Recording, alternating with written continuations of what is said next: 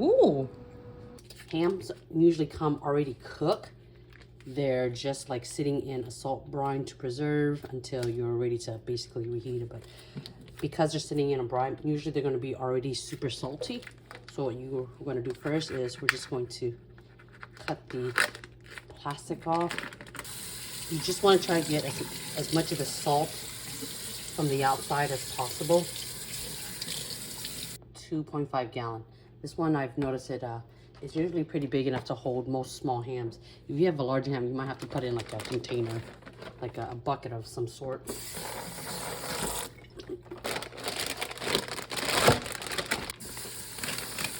Now we just fill it all the way up until it hits to the top. So it's all the way or mostly submerged. And then I'm gonna close this up. Try to get as much air out as you can because that'll really help keep that ham covered. So you can leave it like this if the water will stay up, but if you don't have that option where like the bag just flops everywhere and it's not submerged, another thing you can do is you can take a rubber band and tie it up at the top here, and then that helps to keep the ham submerged in the water. Those two ends, and those folded.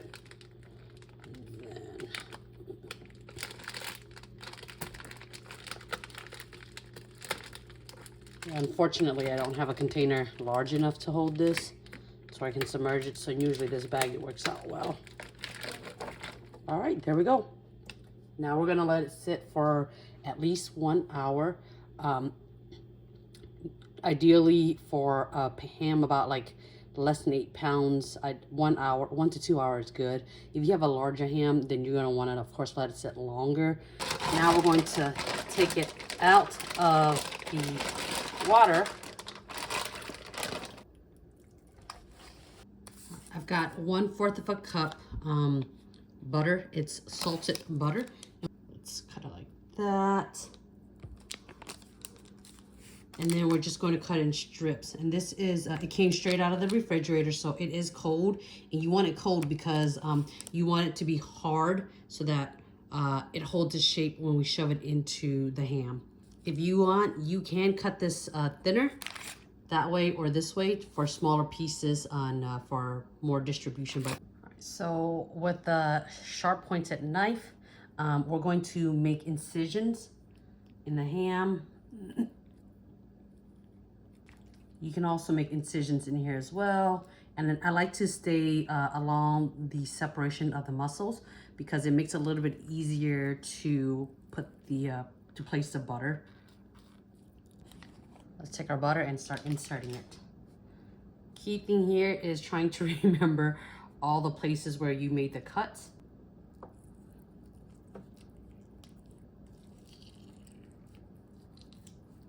Sometimes I like to insert it under the skin, and then that helps to hold the butter in place too. So the reason why we're doing it like this is because when the temperature is rising, the butter is going to melt and it's going to flavor the ham. It's going to melt along the ham meat, so it's going to flavor it while keeping the ham moist as well, in addition to the skin and the fat that's already on here.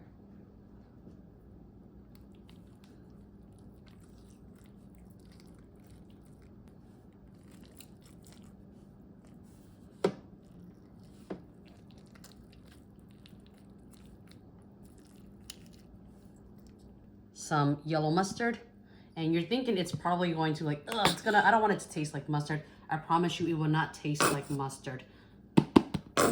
We want the mustard on here as an emulsifier, so it'll help the ingredients stick to it, and you really don't need a lot. Now we're going to use Swerve brown sugar.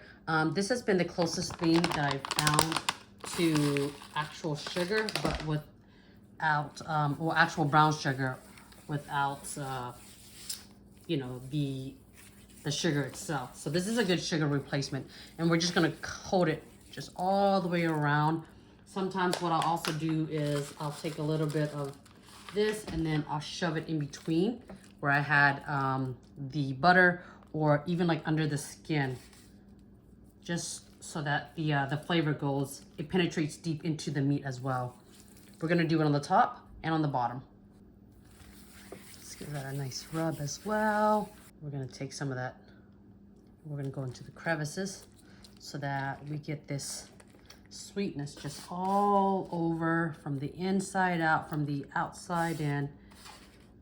We wanted a sweet ham. All right, last ingredient is this sugar-free Toronto classic salted caramel. And this is what's gonna give it another layer of sweetness, but it's gonna give it more of a caramely flavor.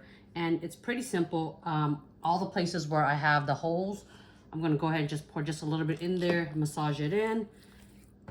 And I'll also pour a little bit on the top and then just rub that in. But really, I wanna focus on getting the syrup inside of those crevices and just massaging it into the meat so that we get that flavor just well distributed throughout the ham.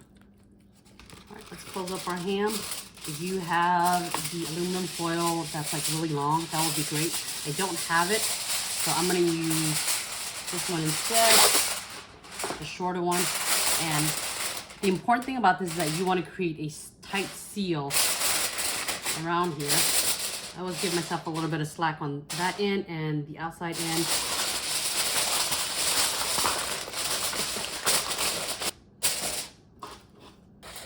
Okay, let's put this in the oven.